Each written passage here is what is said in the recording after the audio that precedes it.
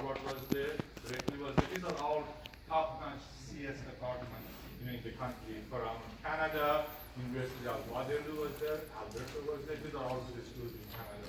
So we are the current North America champion. Now, a few questions. The first question is, how do you get on the team? I mentioned that when we go to regional, we compete in team of 3, and when we go to world championship, we compete in team of 3. But here at UCF, we have way too many good students to select only 3. It's impossible to select 3. We are really fortunate to have so many good students. And fortunately, our region allows universities to bring more than one team.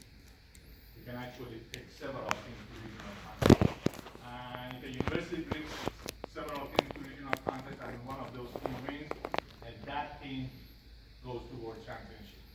I want to emphasize that the team that wins regional goes to world championship. So you cannot really say like these 3 won the regional, but I want to take these 3 to world championship. The same 3 must represent the university at world championship.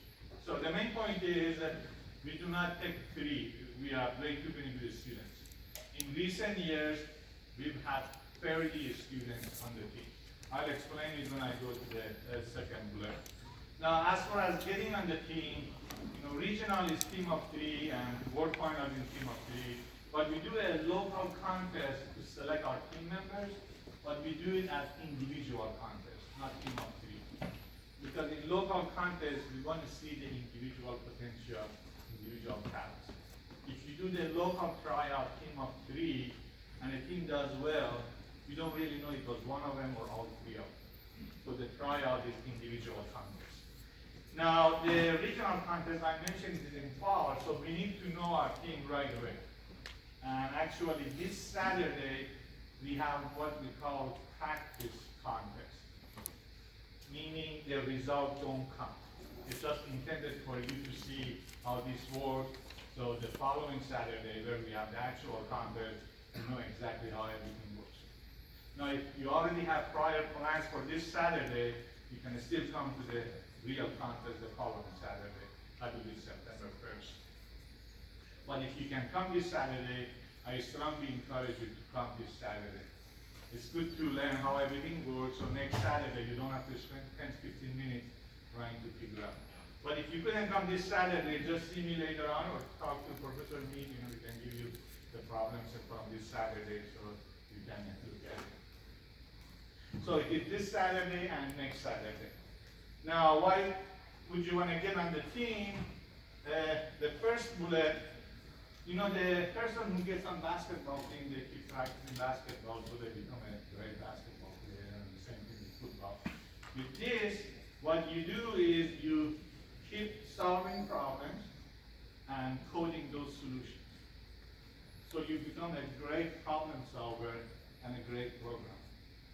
And the person who becomes good football player, NFL draft them, and the one who becomes good basketball player, NBA draft them. And if you become a great problem solver, great programmer, and Google, Facebook, Microsoft, they're going to draft you. They're going to hire you. And just to give you a feeling, I am keep emphasizing our students are really exceptional. Companies like Facebook, Google, Microsoft, some universities, they don't go there at all for recruiting. Some universities, they go once a year. They come here every semester for recruiting. Actually, Google is going to be here like in a few days, and Microsoft is going to be here the week after that. And they come here at least once a semester for recruiting, because they know the students we have here, and they know programming. When they come here, they schedule sessions or meetings where everybody is welcome to attend, and then they do a separate meeting with programming team, because they know the talent, they know the potential. So, and it's not really difficult to figure out why you get so good at it when you keep practicing. When you look at individual courses, each course has a focus or emphasis. Like in this course, you learn about data structures, coming up with complexity of different solutions, and searching techniques, sorting techniques, and things like that. When you take the security course, course, that is the focus and so forth. With the programming competition, you get problems where you have to use your knowledge from different areas. And when you keep applying that over and over again, when you see a new problem, you say, oh, this is really a combination of these two or a twist of this. You just become good at it. And then everybody wants it. The fun part, when you go to regional contests, you see students from other schools in your region. When you go to World Championship, you see students from other countries, so you get to talk to them. And also, because of the level of the competition, 15,000 teams boiling down to 140 teams for World Championship, they know the cream of the crop from the entire world is in World Championship. So they put up a very good show. And they usually hold it in a nice place. Like this year, it was in China. In recent years, it's been in Japan, it's been in Sweden, it's been in Vancouver, Canada, it's been in Orlando, which is really no good for us, but people from other countries, they want to come and see Mickey Mouse, So they always hold it in a nice place. And by the way, university pays for all expenses, like they pay for football team, basketball team, so you do not have to pay for any other expenses. University covers it. And I realized that, for the students, for most of them, they are not going to get a second chance to go, say, to China. So when we go to World Finals, we go a few days early or stay a few days after the contest so the students can do some sightseeing. So it's a lot of fun. The money part, I want to mention it because there is a scholarship, but I really want you to focus on the learning part and the fun part, not the money part. First of all, I mentioned before, because of what you learn, the companies are after you. If you want internship or part-time job, and when you are graduating, full-time job, they are waiting for you. Like the team that won World Championship this year, one of them went to Google for internship this past summer, and two of them went to Facebook for internship, because they had gone to Google last summer for internship.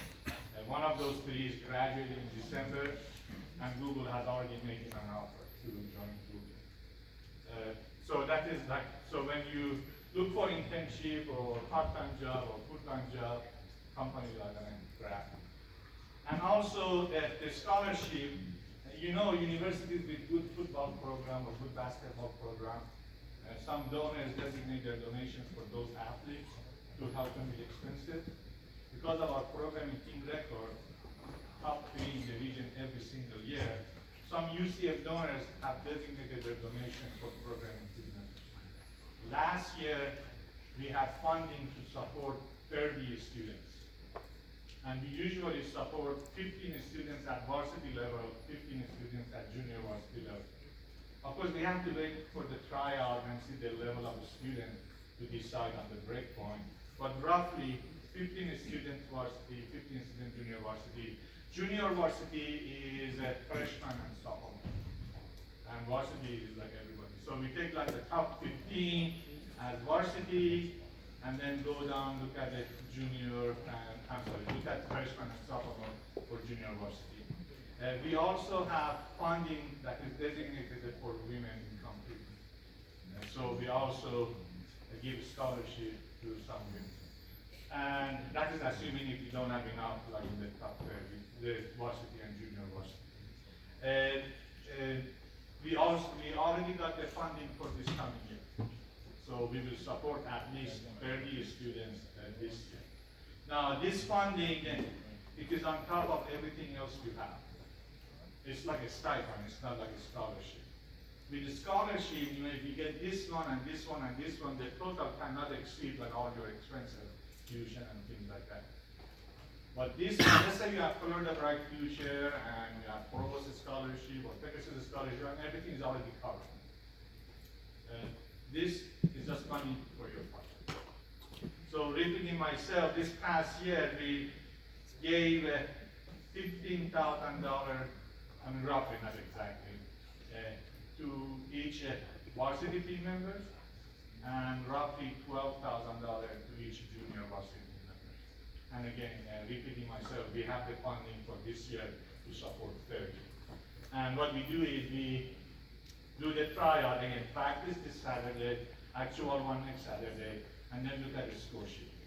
Let's say the top 12 solve 5 problems or more, and then number 13 and below that is 3. It's a good breakpoint. You want multiple of 3 because teams are 3, so we may cut it at 12. Or the cut may make more sense at 15. So we have to wait for the score sheet, but we are planning to support at least 30 students.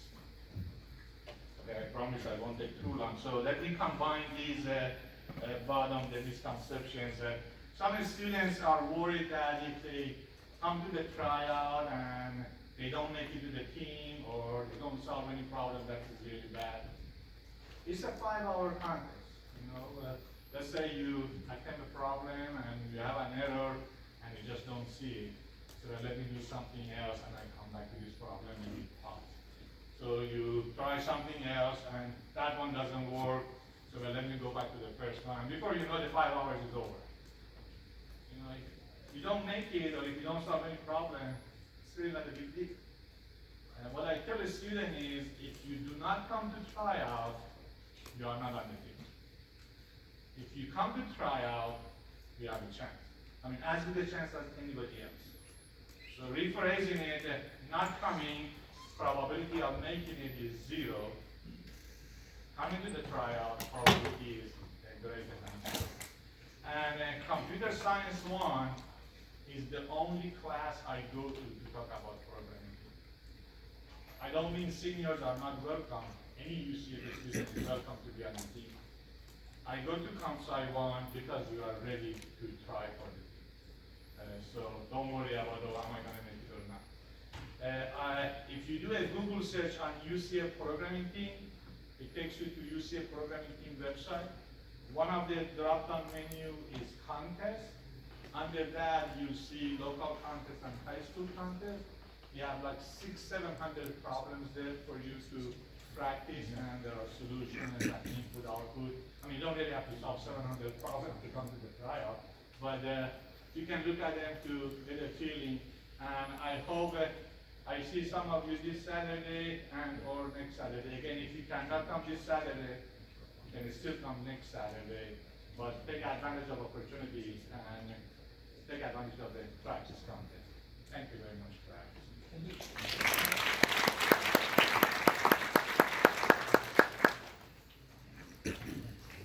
Thank you, Dr. Orooji.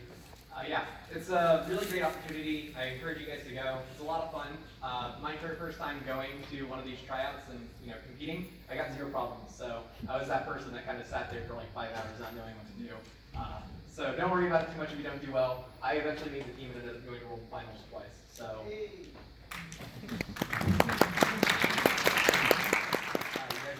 Please. All right. So I made a promise to someone to talk a little bit about the homework assignment before I actually go into the actual material. And not the homework assignment itself, but kind of just how I want things to be done code-wise. Let's see. Cool. I do have my code. I was worried for a moment. Not that I can't use this thing, just I prefer using my Surface to do coding nowadays. Is this like obscenely low again? I'm gonna have to raise this every time.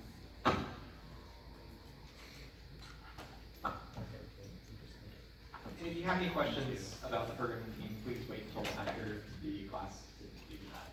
Write them down so you don't forget them down.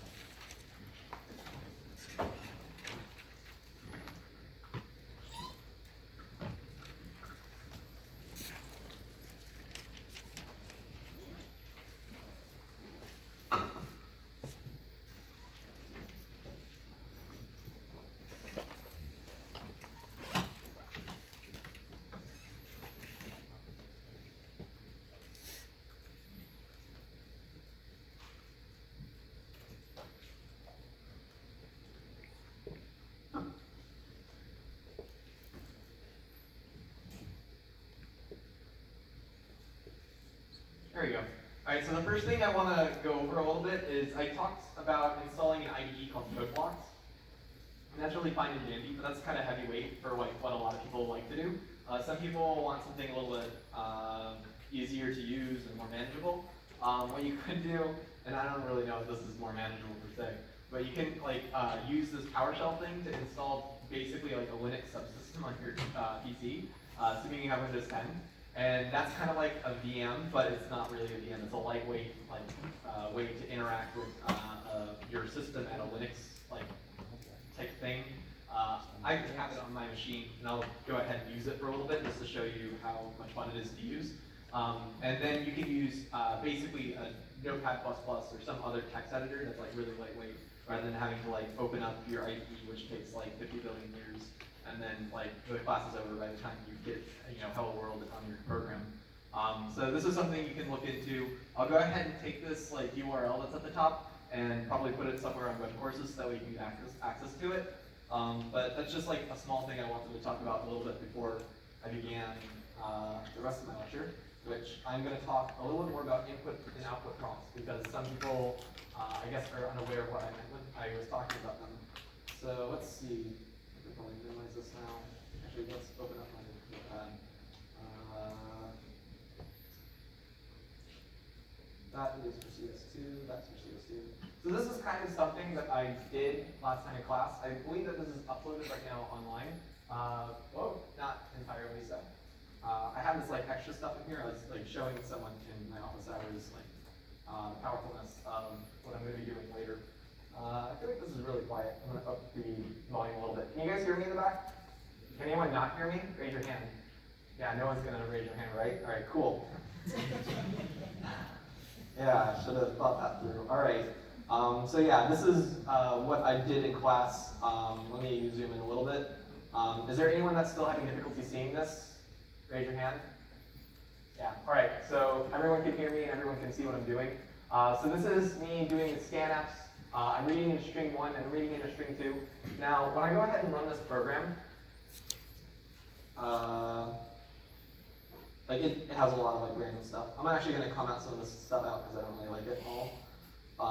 It's going to print out. This is me like using string chat. I'm doing hot dog. So yeah, let me just go ahead and run this. Can I like clear this? Oh, cool, I can.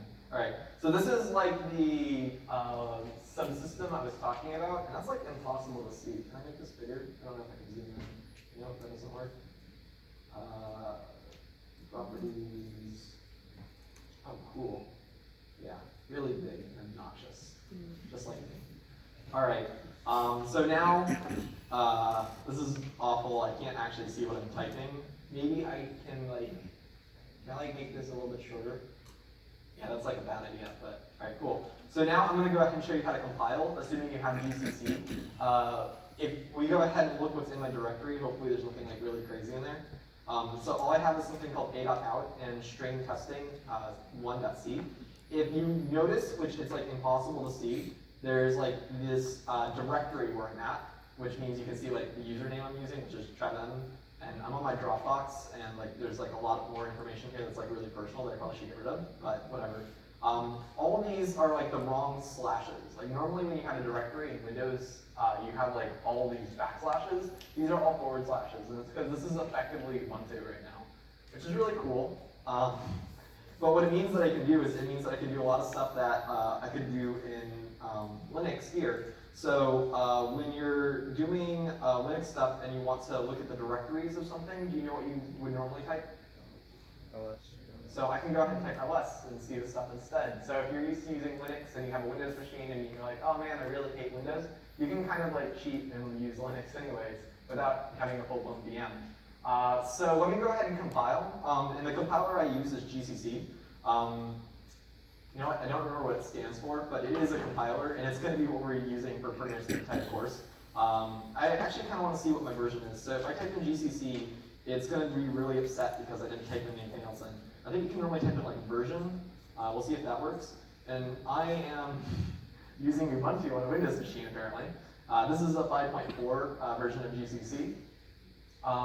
And so if you ever like ask me to regrade something, this is how it's going to be compiled. And if you demand that I use a Windows system, I have a Windows computer I can also compile things on. So if you need a regrade because you feel like your program got a 0 because it didn't compile and it should have gotten like an actual grade because it compiles, I can go ahead and regrade it in either system really easily for you and take care of that. But anyways, so this is like the compiler I use to go ahead and compile things. You go ahead, let me go ahead and remove a.out. That's what rm does. Now if I list the value things in my directory, the only thing that appears is string testing1.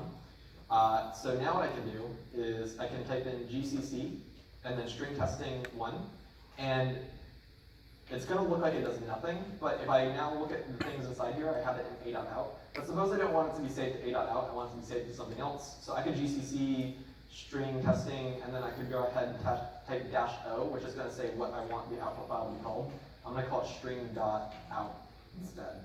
And so now, when I look in my directory, I can see the string.out. I can remove that a.out because that's garbage. And now what I can do is I can play around with the string.out. So I'm going to go ahead and run string.out. And how you run string.out is not this way. If you do this, it's going to say that the command's not found. It's like, well, the command's there, isn't it?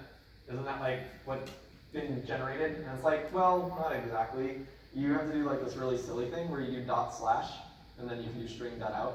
And it's like, oh, okay, I understand what you want to do there. And yeah, it just immediately crashed. Oh, because it didn't crash. I forgot to save my program. Now I have to compile again. Isn't that great? I do that a lot. Hopefully you guys won't do that very often. All right, now it looks like it hangs. It's like, what? Why is it not doing anything right now? Does anyone know? Yeah, there's a thing there. It's currently waiting for input. Yeah, it is. It's waiting for input because it reads in 2 strings. So let's go ahead and type in 1 string. We'll do Meade. I don't know if this is a good thing to do. Meade, Travis.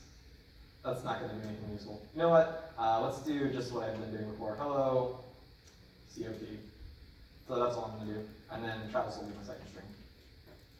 And if you guys remember, what I did was I did some gimmicky things with the pointers, and I made it so that way it took the hello COP, and then it replaced my name there.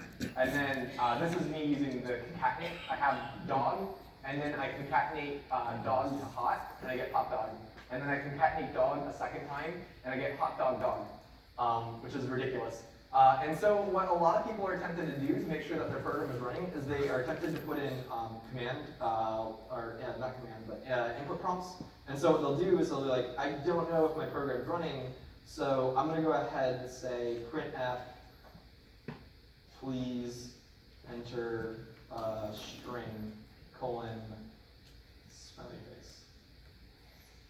No, they don't normally do a smiley face, it's just a smiley face. And then they'll do something like, copy that, paste it down here, please enter a second string. And then they'll compile this. Did I save that? Well, let's find out. Please enter a string. And so this is here is an input prompt. I don't know if you guys can see that very well. Is that readable for you guys in the back? You see how this is different than what the other thing was doing?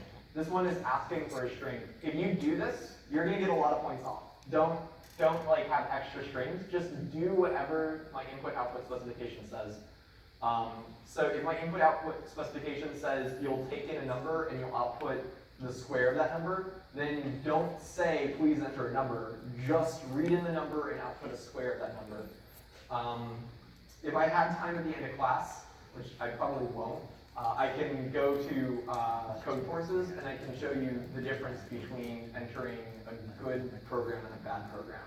Assuming that I can remember my count information. I changed it one time and then I've been kind of doomed since then.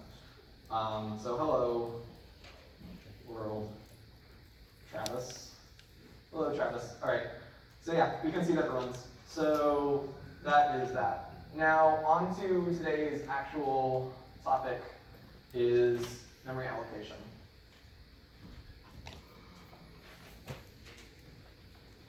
I was going to do a little bit more string stuff, but honestly I feel like I did strings to death, and I don't want this to be string science 1, and it's going to be computer science 1, so we're going to do something else. Let's switch over things so that we can see things. Cool, that's what I want you to see. Alright, so today's topic, what I'm going to be focusing on now, is dynamic memory. So, does anyone know like what the opposite of dynamic is? Does anyone raise your hand? I'll go ahead and call on someone. Yeah, red hat. Yeah, static is a really good idea, and that is the correct answer in this case. So the opposite of dynamic memory.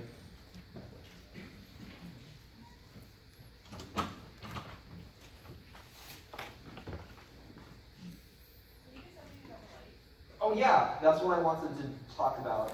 That is something I can do, and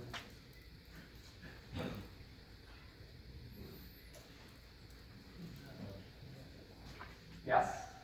Wow, this is still really terrible. Let's not use that pen. All right, it's okay. I have like 17 of them.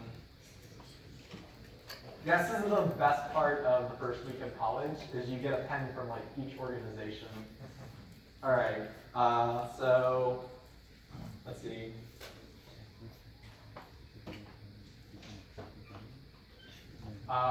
Is that better or worse? Yeah? Yeah, I can change the contrast, but if I do that, then I'm going to have to do that every single week. I don't want to, I want to avoid doing that. I want to keep the button pushes to minimum because I'm really bad at doing these systems. Is that better or worse? Worse? Okay, cool. All right, let's try pen number 3 then. Try zooming in. Try zooming in. Oh, that's much better. Ah. Are you sure? I have one more I can try. I don't know which one works the best.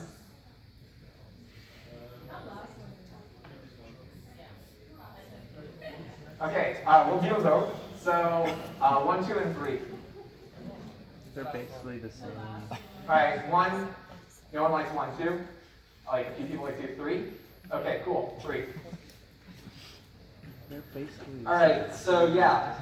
Let's go over dynamic memory. This is gonna look ridiculous. Like when I upload this, if I ever upload it. Did I upload the last notes? Yes. Where are they?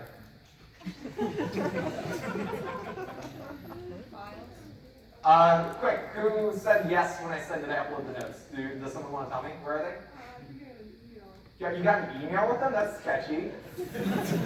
I think I put them in the files. I could be wrong though. They're under files. You have handwritten and you have typed. Okay, cool. So they're in the files. They're under handwritten notes, I guess. That sounds really weird. But yeah, go there if you want to find my notes from the class. They will hopefully be there as well, even though this is like the weirdest handwritten notes I think I've done in a while. All right, so yeah, we're talking about static versus dynamic memory.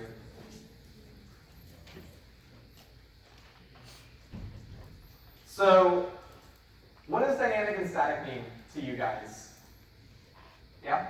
So static means like non-changing, I believe. Yeah, it means non-changing. So, what would you imagine static memory is? Memory that doesn't change. That sounds really horrible, right? Like, that means it's like a read-only thing? Well, it's kind of close to unchanging memory. It's that you can't like change where the memory's at. Basically, when you get that memory, it's a fixed size and a fixed location. Can anyone think of memory that's like that, at a fixed size and a fixed location? That maybe you have used before? Yeah? An array? Yeah, arrays you can't really change like the array itself. You can change the values in the array though, right? You can go ahead and say at position 0, we set the value equal to 1 if it's an int array. Or at position like 0, we can change it to t if it's a character array. So a really good example of what a static memory is that you've used so far is your arrays. And how you've done them is you've done like int x bracket 10. Something like that, right? Well, as it turns out, there are dynamic arrays that you can also use, which is kind of weird. And you have actually used them already, but maybe not as arrays. Who here is familiar with pointers at all? Oh, good, everyone. That means I don't have to do that much. Who here is not familiar with pointers? Don't raise your hand. Don't raise your hand. Yes, so dynamic memory, we tend to use pointers to go ahead and do this. Some people wrongly assume that the difference between dynamic and static is runtime versus compile time. Has anyone heard that before? A little, like 1 or 2 people maybe? Okay. So yeah, that's not exactly the case. And the reason why is because you can decide static memory at runtime very easily. So suppose I need to make an int array of up to 200 people, and it's going to be dependent on how many students I have in my class. So I just might not want to go ahead and create maybe an array for every single possible group of students. Like imagine I have an array of a class of size 10. I don't want to make an array of size 200 initially because that means I'm wasting a lot of space, right? I'm like 5% effective, which should be bad. So instead what we do is we can go ahead and read in the input and then size the array after we read in the value. So to give you an example of a static but runtime array, which sounds really weird probably for some of you guys, is I could go ahead and have some int n, and then I could scan f, %d, and then I want to read the value into n. Is this correct? What did I do wrong? And sign. Yeah, I can't draw those very well. Why are you making me do that? Alright, so does this look good to you now? Maybe? A little bit? Alright, so what I can then do is I can make my array of size n. And so that means that this array can be of a variable size. And at compile time, it has no clue how big this is going to be. It depends on when I'm running it. It determines how big this array is going to be. This is still considered static memory. This is not dynamic.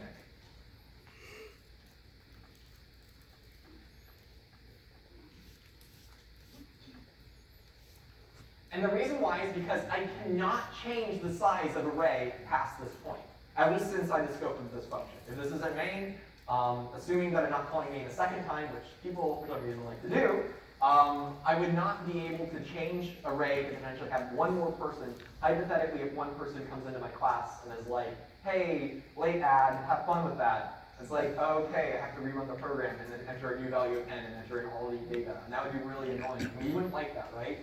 You wouldn't like that as well, because that'd be horrible, right? I hope.